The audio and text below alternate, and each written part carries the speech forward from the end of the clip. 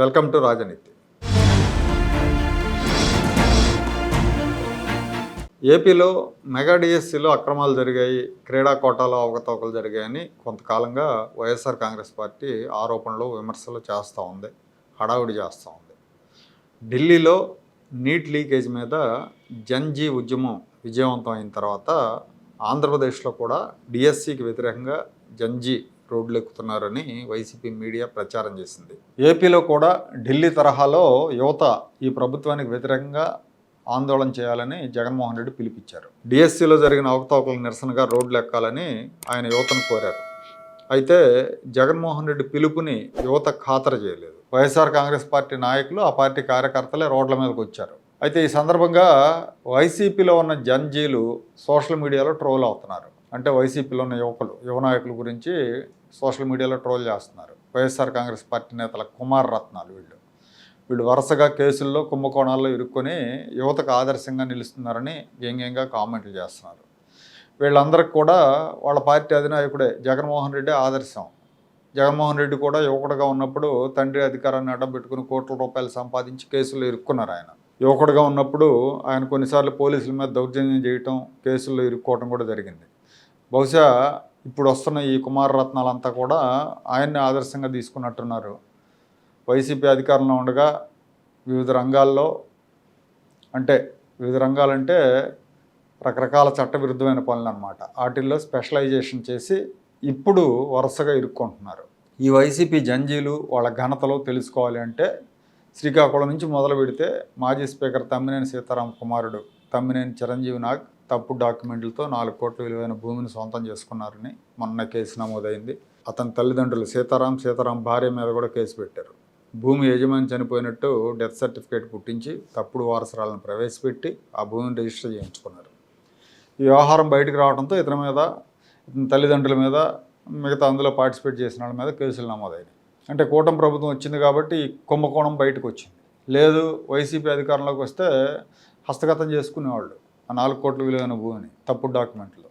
అదే జిల్లాలో మాజీ మంత్రి సీదిరి అప్పలరాజు, ఆయన కుమారుడు చేసిన రోడ్డు యాక్సిడెంట్, ఒక వ్యక్తి చనిపోయాడు. యాక్సిడెంట్లు జరగడం సహజమే, కాకపోతే ఇక్కడ యాక్సిడెంట్ చేసిన అప్పలరాజు కొడుకుని తప్పించి వేరే వ్యక్తిని నిందితుడిగా చేర్చారు. ఇదంతా ఉద్దేశపూర్వకంగా జరిగింది. చివరికి రచ్చ అయింది, తండ్రి కొడుకులు ఇద్దరు అరెస్ట్ అయ్యారు. సో ఈయన ఒక కుమార రత్నం.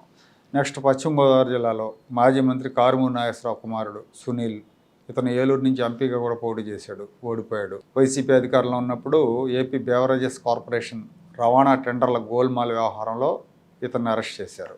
ఈడీ అరెస్ట్ చేసింది. అందులో ఈయన తండ్రి కూడా నిందితుడే ఆ కుంభకోణంలో. కృష్ణా జిల్లాలో పేర్ని నాని కుమారుడు పేర్ని కిట్టు, ఆయన కూడా రాబోయే తరానికి కాబోయే నాయకుడు. ఇతని మీద హత్యాయత్నం కేసుతో సహా చాలా కేసులు ఉన్నాయి. విధుల్లో ఉన్న పోలీసులను అడ్డుకోవటం, వాళ్ళని దూషించడం, అనుమతి లేకుండా ర్యాలీలు, శాంతి భద్రతలకు విఘాతం కలిగించడంలో ఇతను ఎక్స్పర్ట్. తండ్రి అధికారంలో ఉన్నప్పుడు షాడో ఎమ్మెల్యేగా అధికారం చలాయించేవాడు. అధికారిక సమావేశాలకు కూడా హాజరయ్యేవాడు ఈయన. అదే జిల్లాలో జోగి రమేష్ కుమారుడు, జోగి రమేష్ వారసుడు జోగి రాజీవ్ గురించి చెప్పాల్సిన పని లేదు. ఎన్నికల సమయంలో పెనమలూరు నియోజకవర్గంలో జనాలను వెంటేసుకొని రెచ్చిపోయాడు ఎన్నికల రోజు. తాజాగా భార్యను వేధించిన కేసులో ఇప్పుడు ఇంటిల్లిపాది ఇరుక్కున్నారు. గుంటూరులో మాజీ ఎమ్మెల్యే ముస్తాఫా కొడుకు ఇటీవలే పొగాకు వ్యాపారులను కిడ్నాప్ చేసి వార్తలోకి ఎక్కాడు. పోలీస్ కేసు నమోదైంది. తిరుపతిలో భూమన కరుణాకర్ రెడ్డి కుమారుడు అభినయ్ రెడ్డి, ఆయన తిరుపతిలో విచ్చలవిడిగా దొంగ ఓట్లు చేర్పించారన్న ఆరోపణలు ఆయన మీద ఉన్నాయి.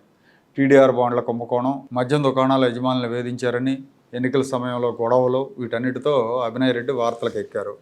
ఆయన కూడా వివాదాస్పదులే, నిత్యం వివాదాల్లో ఉంటారు. చంద్రగిరి చెవిరెడ్డి వారసుడు, చెవిరెడ్డి భాస్కర్ రెడ్డి వారసుడు మోహిత్ రెడ్డి, ఈయన తోడా చైర్మన్గా ఉన్నప్పుడు అధికార దుర్వినియోగానికి పాల్పడ్డాడని, కోట్ల రూపాయల అవినీతికి పాల్పడ్డారన్న విమర్శలు ఉన్నాయి. పోలింగ్ రోజున టీడీపీ అభ్యర్థి పులివర్తి నాని మీద చాలా బ్రూటల్గా అటాక్ చేయించాడు ఇతను. ఆ కేసులో, ఆ హత్యాయత్నం కేసులో ఇతను నిందితుడిగా ఉన్నారు. ఏపీ పోలీసులు ఇతని కోసం లుకౌట్ నోటీసులు కూడా జారీ చేశారు.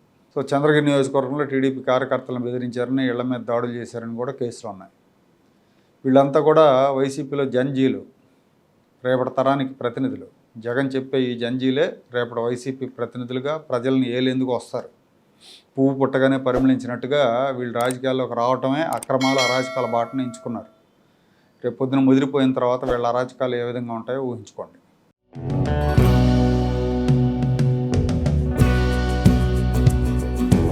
Like, share and subscribe to Rajaniti channel.